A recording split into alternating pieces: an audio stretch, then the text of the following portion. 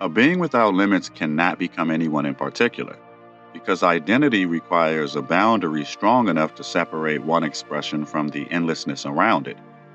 This is the truth most spiritual language avoids, because it sounds like a reduction instead of a revelation.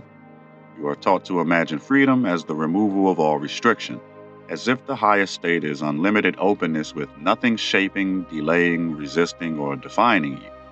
But without constraint, there is no self that can recognize freedom, no path that can be chosen, no memory that can gather meaning, and no experience that can remain distinct long enough to transform you. Limit is not the enemy of consciousness. Limit is the form consciousness takes when it wants to know itself from a position. A position requires exclusion, because to stand somewhere means you are not standing everywhere else at the same time. That exclusion can feel like loss when you experience from inside a body. But from the architectural level, it is the condition that makes experience possible. The tragedy of incarnation is not that limit exists, but that the human self often mistakes limit for punishment before it understands limit as structure. You can see this in the simplest act of perception. To see one thing clearly, your awareness must filter out countless other signals. The eye receives only a narrow band of light. The ear receives only a narrow band of sound. The nervous system selects what matters fast enough for survival. If the body allowed all available information to arrive without filtering, perception would not become expanded awareness. It would become collapse. Clarity depends on exclusion, and exclusion is the first phase of constraint. This is why embodiment feels so dense. The body is not merely a vehicle for consciousness, it is a narrowing instrument. It takes a vast field of awareness and compresses it into sensation, weight, hunger, pain, pleasure, fatigue, timing, and location. That compression can feel humiliating to a being that remembers itself as more than flesh, but compression is also what makes depth possible. A feeling that passes through a body has consequences that pure concept does not carry. The body teaches identity by forcing consciousness to inhabit sequence. You cannot feel every emotion at once, move in every direction at once, or become every possible self at once. You must choose. You must wait. You must recover. You must live with the fact that every decision uses energy and every action creates consequence. This is not a flaw in the design. It is the design working exactly as it must when infinity wants to become accountable inside form. Most people hear this and immediately worry that it justifies suffering. It does not. To say constraint has a function is not to say every wound was necessary, every violation was sacred, or every painful event was designed with perfect care. That kind of thinking becomes spiritually lazy because it turns pain into doctrine too quickly. Constraint is a principle, but distortion can still operate inside constraint. And part of maturity is learning the difference between limitation that forms you and harm that deforms you. Embodiment creates the first great constraint field because it gives consciousness a center. Without center, there is no meaningful relation. The body says, you are here, this is your reach, this is your strength, this is your vulnerability, this is the cost of crossing distance. That cost matters because love without cost remains abstract. Courage without vulnerability remains theatrical. Patience without delay has never been tested. When a soul enters a body, it enters a field where truth must pass through action. You can believe you are compassionate until another person's pain interrupts your convenience. You can believe you are sovereign until pressure asks you to betray yourself. You can believe you are wise until your body is tired, threatened, attracted, hungry, or afraid. Embodiment reveals what consciousness actually stabilizes under condition, not what it imagines in an unlimited state. This is why physical limitation often reveals more than spiritual potential. Potential says what could be, constraint reveals what holds. A being may carry enormous light in theory, but a body asks whether that light can remain present through irritation, misunderstanding, grief, repetition, and ordinary human need. The body is not lower than the soul in this sense. It is the testing chamber where the soul discovers which of its qualities are real enough to survive contact with density. The first vector is therefore not about suffering as punishment. It is about form as the price of specificity. To become someone, consciousness must agree not to become everything at once. To love a particular person, build a particular life, carry a particular mission, or heal a particular wound, the infinite must accept a contour. The contour hurts at times because it reminds you of everything you are not currently expressing, but that ache is also what makes devotion possible. The second constraint field is memory restriction, and this one cuts even deeper because it touches the fear of forgetting who you are. Many spiritual seekers assume full memory would make incarnation easier. They imagine that if they could remember every lifetime, every agreement, every origin point, every soul connection, they would move through life with clarity and power. But full memory inside an unprepared nervous system would not always create liberation. It could destroy the very identity the incarnation was designed to form. Memory is not just information, memory is weight. Every remembered life carries emotional charge, unfinished pattern, relational imprint, skill, grief, attachment, victory, and distortion. To awaken all of that at once inside one human personality would not simply expand the self. It could flood it with too many centers, too many loyalties, too many unresolved histories competing for present authority. The veil is not only a wall, it is a regulator. You are not denied memory because you are unworthy of truth. You are given partial memory because identity requires a usable amount of continuity. The incarnation needs enough forgetting to become honest in its own conditions. If you remembered every power you once held, you might refuse humility. If you remembered every betrayal, you might refuse intimacy. If you remembered every death, you might never fully enter the fragile courage required to live this life as if it matters. This does not mean forgetting is always clean. Some beings carry too much hidden memory beneath the surface and feel its pressure without knowing its language. They feel old grief with no visible cause, attraction to places they have never been, fear of patterns that have never happened in this life, or recognition of people before any story can explain it. These are signs that memory restriction is not total erasure.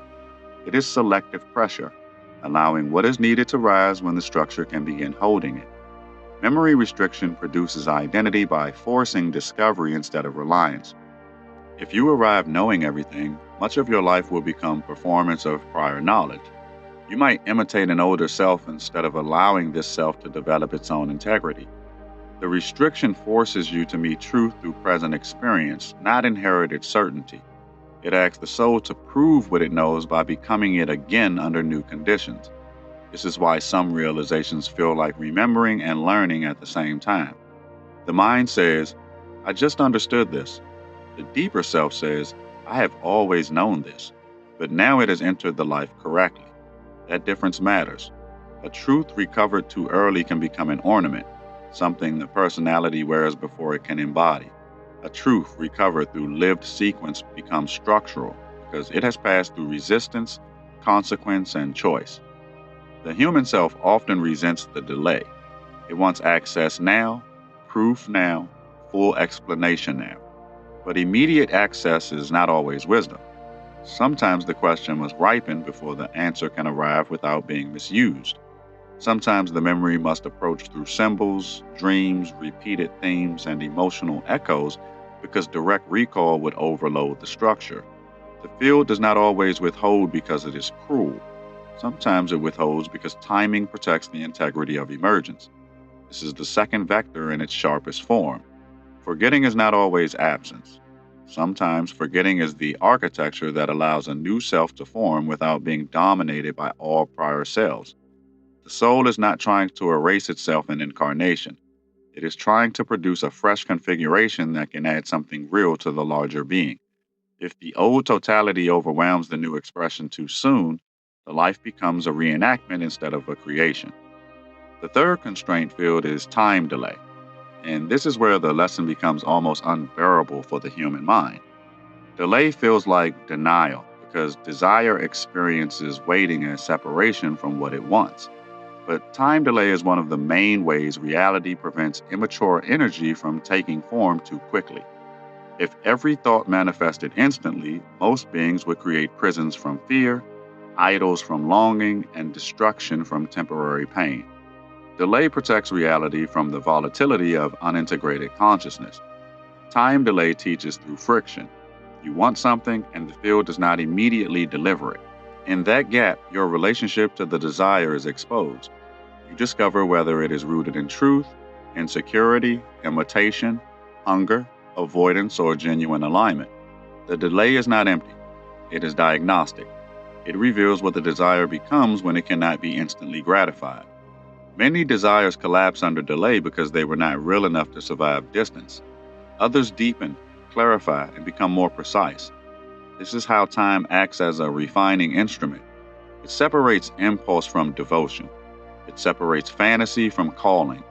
It separates the part of you that wants to possess an outcome from the part of you that is willing to become compatible with it. Without delay, you would not know which desire belonged to your deeper architecture and which desire only belonged to a temporary wound. Time delay also creates responsibility. When manifestation is not immediate, you must live with the process of becoming, the one who can carry what is requested. This is where many people misunderstand reality creation.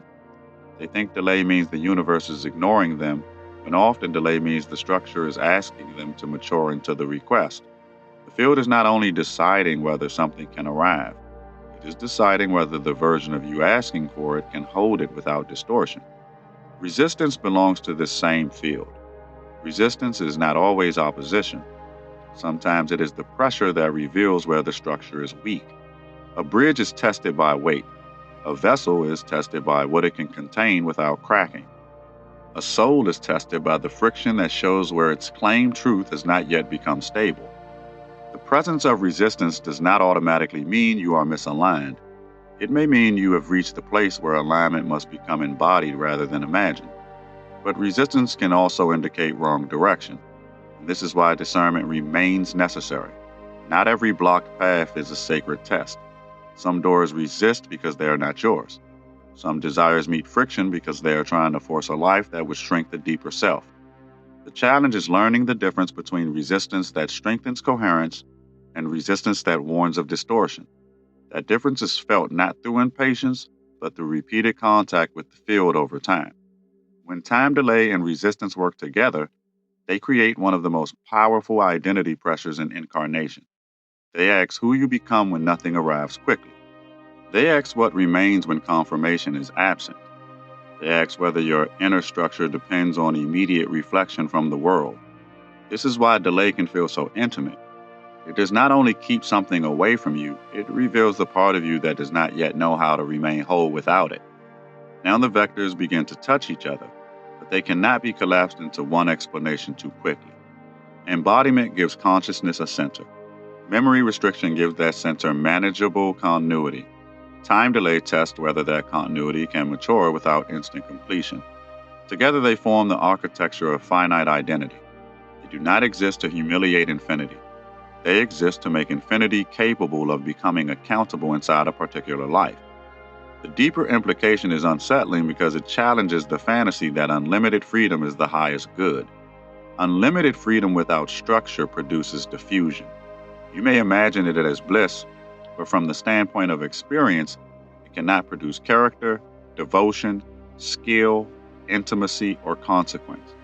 A self that can do anything instantly may never learn what it truly values. Value emerges when choice has cost. Love deepens when presence requires commitment. Wisdom forms when knowledge must pass through limitation before it can become lived truth. This is why constraint fields are everywhere in reality architecture. Dimensions have rules. Bodies have limits.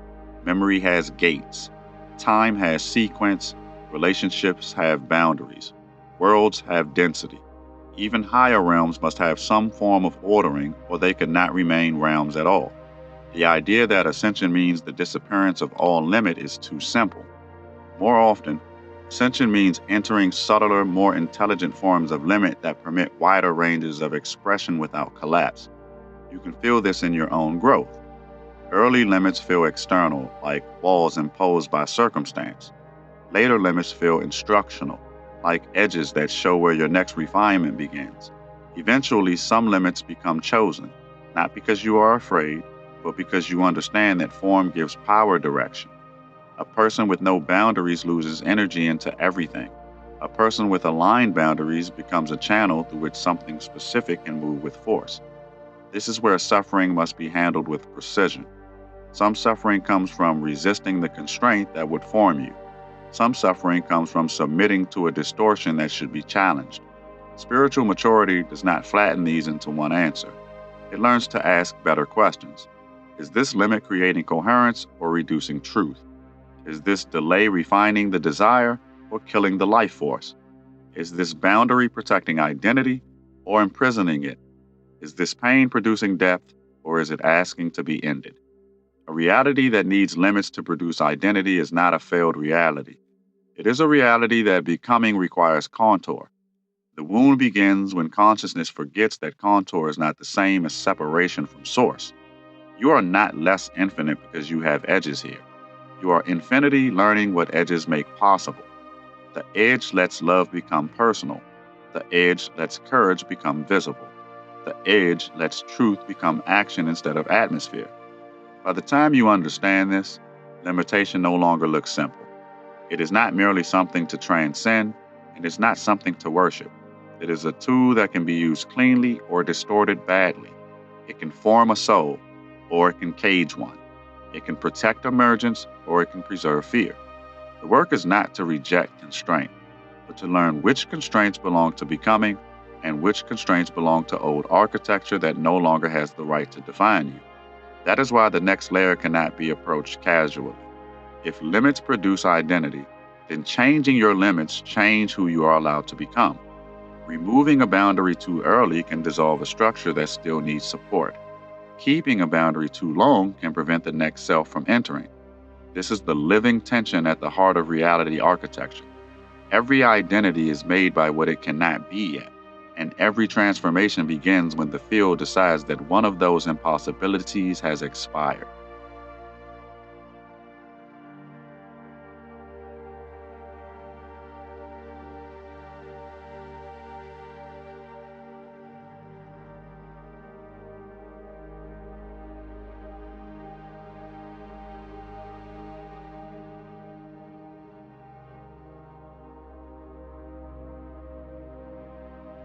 The first movement of this teaching can make limitation sound almost noble, as if every boundary exists to shape the soul with perfect intelligence.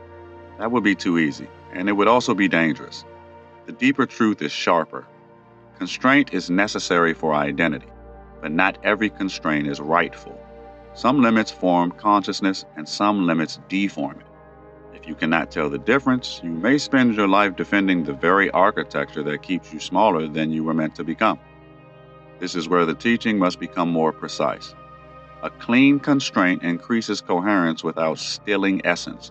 A distorted constraint maintains control by confusing fear with structure. One teaches you how to become more fully yourself under condition. The other convinces you that shrinking is the price of survival. Both can feel restrictive from the inside, which is why the feeling of pressure alone is not enough to interpret the field correctly. The clean limit has a strange honesty to it. It may be uncomfortable, but it clarifies something. It reveals where energy leaks, where desire is immature, where identity has become inflated, or where the next self cannot enter until the current self becomes more stable. A distorted limit does the opposite. It creates confusion, dependency, shame, and circular effort so that the person keeps working harder without becoming more whole. This distinction matters because many spiritual systems collapse all resistance into one category. They say everything difficult is a lesson. Everything delayed is divine timing. Everything painful is part of the plan. That may comfort the mind, but it can flatten discernment. Reality architecture is not that simple. A world can contain sacred constraints and corrupted constraints at the same time, and maturity begins when you stop treating every wall as equally holy. The first vector now turns toward power, because limitation is never only personal. Limits exist inside bodies and souls, but they also exist inside families, institutions, cultures, economies, languages, and inherited beliefs. A person may think they are wrestling with their own inner block when they are actually meeting a constraint field built long before they arrived. That field can tell them what they are allowed to want, how much space they are allowed to take, what kind of intelligence is acceptable, and what kind of freedom will be punished. If the person misreads that inherited field as destiny, they may spiritualize containment and call it humility. This is why freedom cannot be defined as the absence of limits.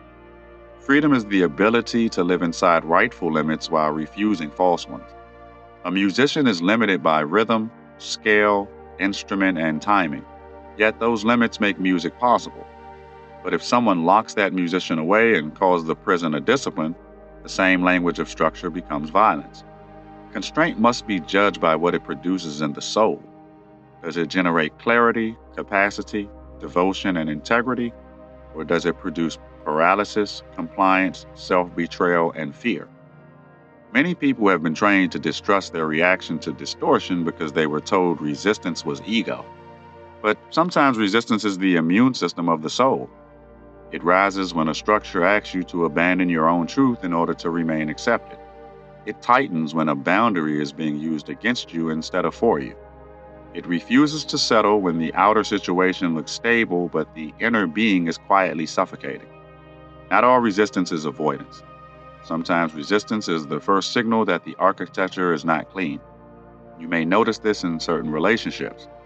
A clean constraint in relationship teaches honesty, patience, responsibility, and mutual shape. It asks both people to become more real, not just more attached. A distorted constraint demands silence, performance, emotional labor without reciprocity, or loyalty to an image that no longer carries truth. One relationship gives the self a contour, the other slowly erases it. This is also why some endings are not failures but structural corrections. When a false limit has been treated as sacred for too long, the soul eventually stops negotiating with it. The field begins to destabilize. Conversations repeat without resolution. The body grows tired around the same patterns. The future becomes unimaginable inside the old shape. The ending may hurt, but the hurt is not always proof that the ending is wrong. Sometimes the pain belongs to the collapse of a structure that should have never been allowed to define you for that long. The first vector reveals a hard distinction. Limitation forms identity only when the limit serves becoming. When the limit serves fear, domination, or inherited distortion, it does not produce identity. It produces adaptation. Adaptation can look like maturity from the outside, but inside it often feels like disappearance. A person can become very good at surviving a false structure while forgetting that survival was never meant to be the full measure of life. The second vector turns toward desire, because desire is where limit becomes most emotionally charged. Desire wants contact, arrival, fulfillment, expression, union, recognition, and movement. Limit interrupts that wanting, and the interruption exposes what the desire is actually made of. A clean constraint asks desire to become more truthful. A distorted constraint teaches desire to hate itself. This is where time delay becomes more complex than before. Delay can refine desire, but it can also be used by fear to disguise avoidance. Some people wait because the field is still forming. Others wait because they are afraid to act and have renamed fear as timing. The same outer posture can hide two completely different architectures. Stillness can be alignment, or stillness can be a beautiful mask for paralysis. A desire refined by a clean delay becomes clearer with time. It may become quieter, but it does not become dead.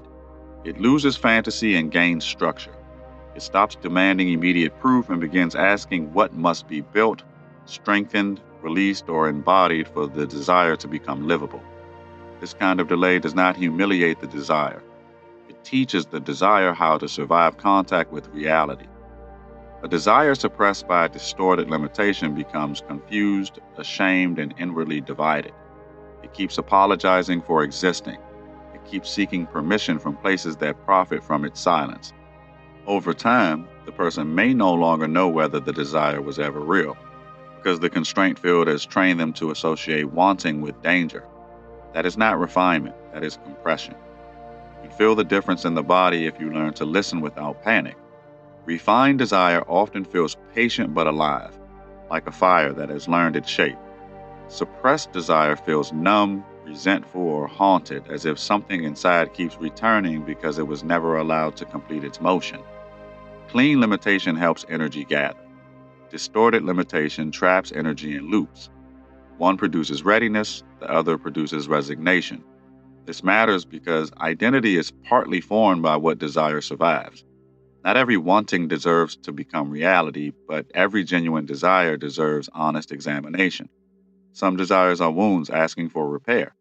Some are distractions asking for attention. Some are seeds from the deeper self carrying the first pressure of a future identity.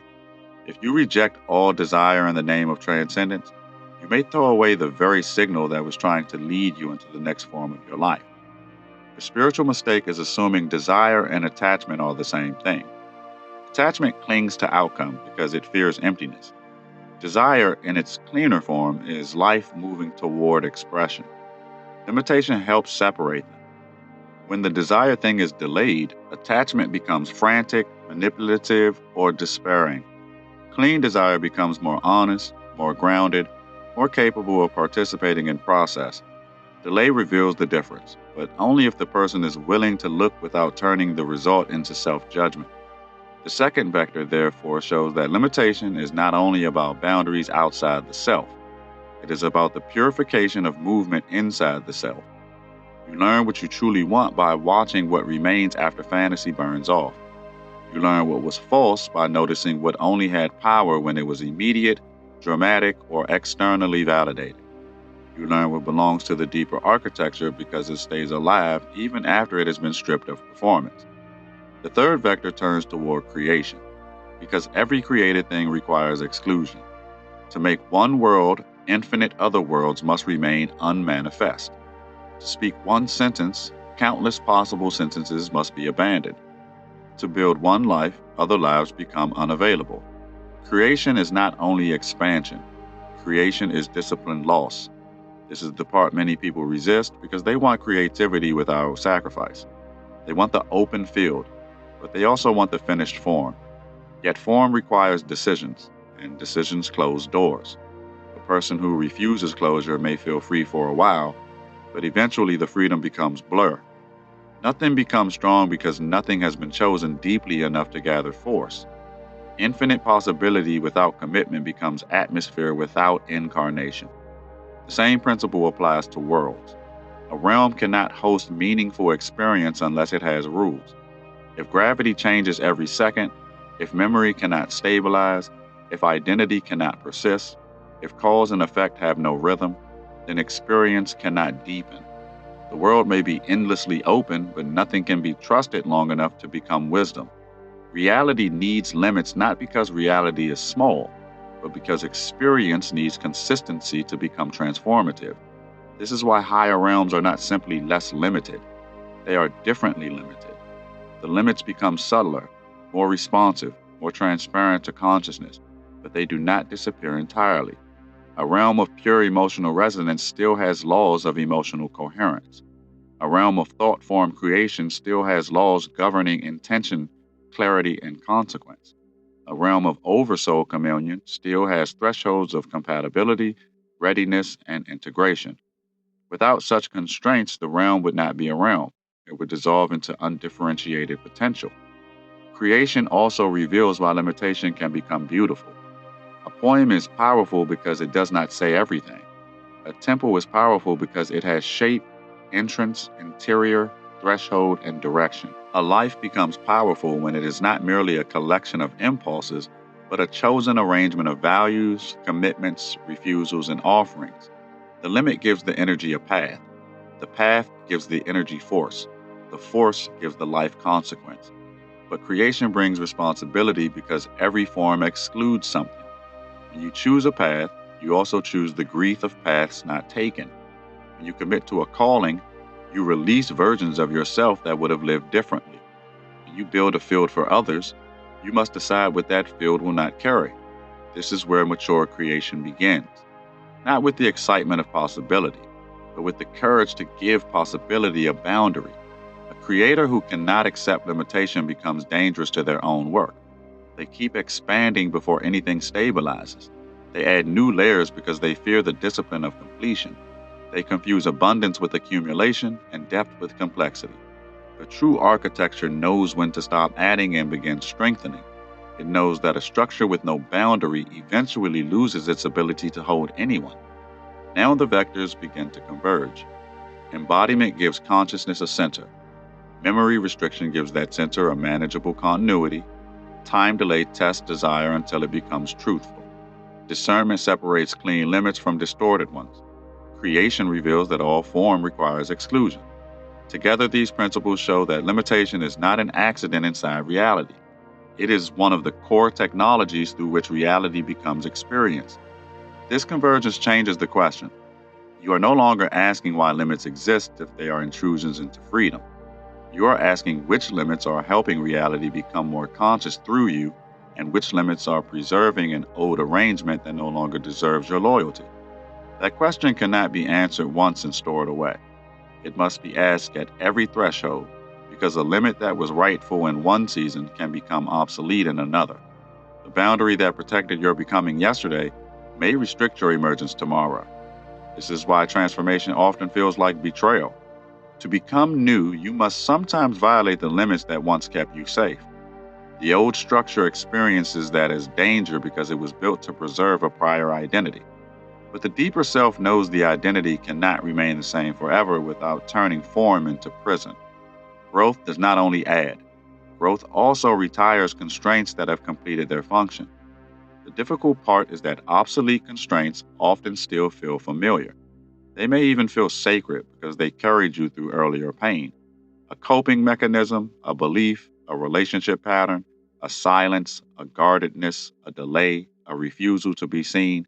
These may have protected the self when the self had fewer resources. But protection can become imprisonment when the danger has passed and the body still obeys the old wall. The wall does not become evil, it becomes outdated. This is the living intelligence of constraint fields. They must evolve with the consciousness they serve. A child needs limits that an adult must eventually outgrow. A wounded self needs protections that a healed self must eventually soften. A forming identity needs structure that an expansive identity must eventually revise. Reality architecture becomes cruel only when the limit refuses to update after the soul has changed. So the true work is not to worship limit or destroy it. The work is to become intimate enough with your own architecture to know what each limit is doing. Is it focusing you or shrinking you? Is it protecting your integrity or protecting your fear? Is it delaying manifestation until you can hold it, or delaying life because you are afraid to be responsible for what you want? These questions are not abstract. They are the questions that decide the shape of a life. When you begin asking them honestly, reality starts to feel different. Not easier, but more legible. You can feel when a limit has weight but truth. You can feel when a limit has history but no current authority. You can feel when resistance is strengthening your spine and when resistance is asking you to turn away. This is not instant certainty. It is refined perception built through repeated contact with your own field. At the deepest level, constraint fields teach that identity is not found by escaping all boundaries. Identity is formed by entering the right ones, outgrowing the completed ones, and refusing the false ones. This is a much more demanding freedom than limitless openness. It asks you to participate in your own design.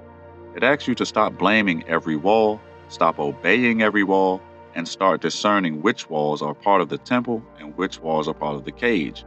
And once you see that, the final pressure arrives quietly. If changing your limits changes who you can become, then your next identity is already hidden at the edge of the boundary you are most afraid to question. Not every edge should be crossed today. Not every wall should fall. but some limit in your life has already finished its work, and the field around it is beginning to loosen. The next self does not enter by destroying all structure. It enters when one old impossibility finally stops being true. If this transmission resonated, the spiral continues. You did not arrive here by chance, and you do not leave unchanged. More teachings are unfolding across the Vaharat library, each one meeting you where you are, not where you think you should be. Follow resonance. The next threshold is already listening.